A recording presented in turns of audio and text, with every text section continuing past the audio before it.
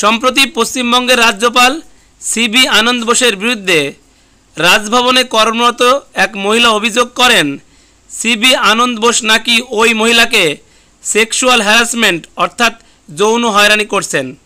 ওই মহিলা অভিযোগ করেন এইবারই প্রথম নয়, এর আগেও তিনি নাকি ওই মহিলাকে হয়রানি করেছেন। ওই মহিলা সিবি আনন্দ বোসের বিরুদ্ধে হেয়ার স্ট্রিট থানায় অভিযোগ করেন। আজকের ভিডিওতে আমরা জানব রাজ্যপালের বিরুদ্ধে কোন রাজ্যের পুলিশ আদৌ কি কোনো ব্যবস্থা গ্রহণ করতে পারে।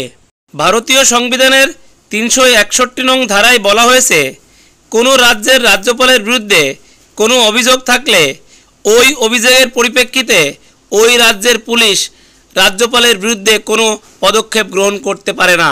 রাজ্যপাল যেহেতু কোনো নির্বাচিত প্রতিনিধি নয়, তাই রাজ্যপাল তার বিষয়ে জনগণের কাছে জবাবদিহিতা করতে বাধ্য নয়। ভারতীয় সংবিধানের 155 নং ধারা অনুযায়ী দেশের রাষ্ট্রপতি রাজ্যপালকে নিয়োগ করেন, তাই রাজ্যপাল রাষ্ট্রপতির কাছে জবাবদিহিতা করতে বাধ্য। রাষ্ট্রপতি 5 বছরের জন্য রাজ্যপালকে নিয়োগ করলেও রাষ্ট্রপতির যদি মনে হয় সংবিধান অনুযায়ী রাজ্যপাল কাজ করছে না, তাহলে যে কোনো মুহূর্তে ওই রাজ্যের রাজ্যপালকে রাষ্ট্রপতি বরখাস্ত করতে পারেন।